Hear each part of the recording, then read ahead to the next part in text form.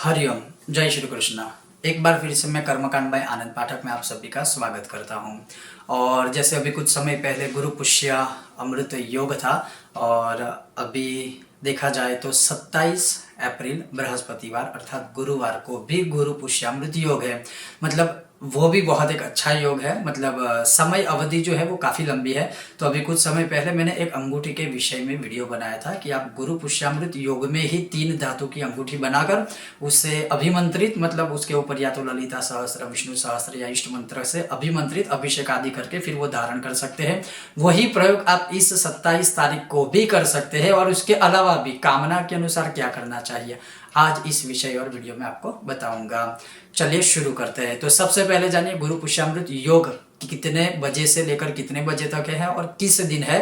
तो 27 अप्रैल गुरुवार के दिन इस बार गुरु पुष्यामृत योग है।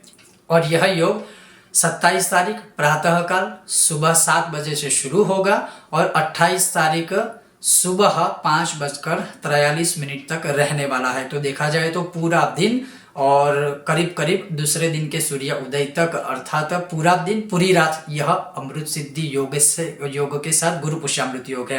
क्योंकि सिर्फ गुरु पुष्यामृत योग नहीं है, इस दिवस अमृत सिद्धि भी योग है। और गुरु पुष्यामृत योग और अमृत सिद्धि योग ये दोनों का जो संयोग है ज्योतिष शास्त्र में भरपूर मात्रा में इसका महत्व दर्शित किया हुआ है। अब जैसे मैंने अंगूठी के विषय में बताया, अगर कुछ लोगों ने या जो लोग ये वीडियो पहली बार देख रहे हैं अवश्य हमारा वो वीडियो देखेगा या फिर मैं नीचे लिंक दे रहा हूं ताकि आपको पता चले कि अगर आपने पहली बार इस वीडियो को देखा है तो अगर आपको भी अंगूठी धारण करनी है 3 धातु की, इसके लाभ क्या है वो उस वीडियो में आपको मिल जाएंगे।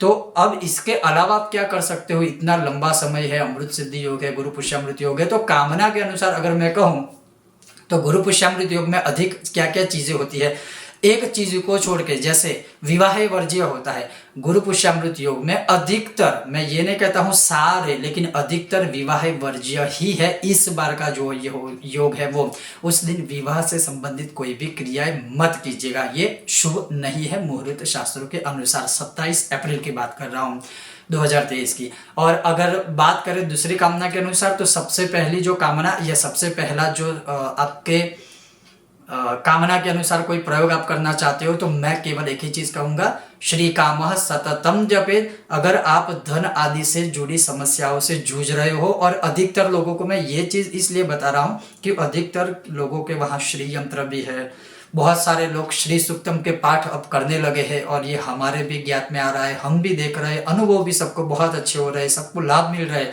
तो गुरु पुष्यामृत योग में इस बार जितने अधिक से अधिक हो सके उतने श्री सूक्तम के पाठ या तो स्वयं कीजिए, अगर आपके मन में उच्चारण का कोई संदेह है तो किसी विद्वान ब्राह्मणों के द्वारा करवाइए या फिर आप हमारा भी संपर्क कर सकते हैं। जैसे मैं अगर कहूँ छोटा से छोटा अनुष्ठान कि 160 पाठ का अनुष्ठान कीजिए, उसके बाद 16 पाठ का दशांश यज्ञ कर लीजिए, उसके बाद तर्पण मार्जन आदि आपके पास श्री यंत्र है तो उसके ऊपर कर सकते हैं। अगर तर्पण मार्जन आदि का आपको ज्ञान नहीं है चिंता मत कीजिए, उसमें ही आप अधिक पाठ कर दीजिए तो ये हो जाएगा। मैं कहता हूँ चलो ठीक है, आप तर्पण मार्जन यज्ञ कुछ भी नहीं कर पाते हैं फिर भी कम से कम 16 पाठ कीजिए, उससे ज्यादा 160 पाठ कीजिए, और उससे अगर बड़ा लघु अनुष्ठान करवाना है 1200 पाठ का करवाइए। बहुत अच्छा योग है धन प्राप्ति हेतु, व्यापार वृद्धि हेतु और भगवती लक्ष्मी की कृपा प्राप्ति हेतु।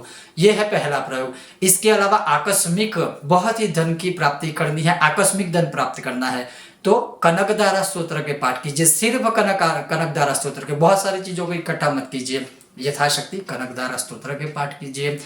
इसके अलावा अगर आपको और कोई काम है, मतलब आपकी और कोई कामना है, तो जैसे बृहस्पतिवार को केले के पौधे का या केले के पेड़ की पूजा का महत्व बहुत है, तो उस दिन आप केले के पेड़ की पूजा आदि कीजिए। नॉर्मल पूजा जैसे टीका लगाइए या केले के पौधे या पेड़ के सामने बैठकर, अगर किसी का विवाह नहीं हो रहा है, खास करके विवाह के लिए शास्त्रों में उसका पूजन विशेष रूप से बताया है, तो यथाशक्ति वहां पर बैठकर हरिम मंत्र जाप कीजिए, हरिम हरिम हरिम हरिम जितने भी हो सकते हैं, अवश्य विवाह होने के चांसेस जो है वो बढ़ जाएंगे। अगर आपकी कुंडली में बृहस्पति कमजोर है, मान लीजिए बृहस्पति अर्थात गुरु केतु का चांडाल योग है, गुरु राहु का चांडाल दोष है, या गुरु के साथ कोई अरिष्ट और कोई ग्रह है, तो भगवान बृहस्पति की पूजा कीजिए या गुरु की पूजा कीजिए, या गुरु से संबंधित जैसे हल्दी है, पीला वस्त्र है या तांबा है, ऐसी कोई भी चीज का आप यथाशक्ति या किसी जरूरतमंद को आप दान कर सकते हो। उसके अलावा जैसे माँ बगलामुखी के अगर आप आराध्य हो या बगलामुखी की आराधना करना चाहते हो, शत्रुओं से पीड़ित हो, तो माँ बगलामुखी के जैसे माला मंत्र है, प्रत्यंगिरा बगला या बगला प्रत्यंगिरा कवच के पाठ है, या बगलामुखी माता का मूल मंत्र है, या बगलामुखी का बहुत सारे जैसे स्तोत्र आदि है उसका पाठ कर सकते हो या करवा सकते हो। तो कहने का तात्पर्य यही है, क्योंकि वही सारी चीजें मैं फिर से रिपीट नहीं करना चाहता हूं, तो अधिकतर देखा जाए तो गुरु पुष्यामृत योग में आप ये सारी चीजें कर सकते हो। मूल रूप से अगर मैं बात करूं या मूल रूप से अगर मैं आपको कहना चाहूं तो एक बृहस्पति से जुड़ी हुई समस्याओं का समाधान इस योग में करिए। दूसरी बात है, जैसे मैंने कहा कि विवाह हेतु केले के पौधे या पेड़ की पूजा कर सकते हो।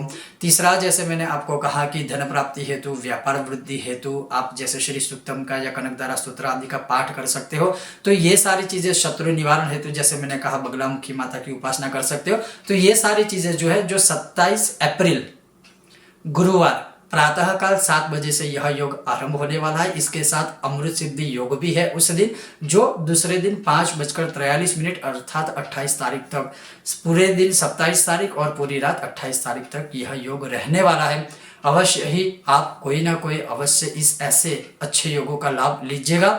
मैं वीडियो अंत करूं उससे पहले ये भी कहूंगा कि ऑलरेडी आपका इष्ट मंत्र है या कोई ऐसा स्तोत्र है जो आपने ग्रहण में सिद्ध किया है, जो नवरात्रि में किया है, तो उसी एक मंत्र या उसी एक स्तोत्र को अधिक पढ़ो या अधिक उसका पाठ करो। मैं कहता हूं अवश्य ही आपको बहुत लाभ इसका मिलेगा, इसमें कोई संदेह नहीं। बहुत सारी चीजों को इकट्ठा मत कीजिए, एक पथ पर चलोगे तो लक्ष्य तक अवश्य पहुंचोगे ही पहुंचेंगे। तो ये था एक विशेष वीडियो गुरु पुष्यामृत योग के विषय में। अभी और 1-2 भी वीडियो शायद मैं इसी विषय के ऊपर बनाऊंगा। आपको पसंद आए तो लाइक कीजिएगा, शेयर कीजिएगा और स्वयं भी अनुभव अवश्य कीजिएगा। ओम गणेश, हर हर महादेव।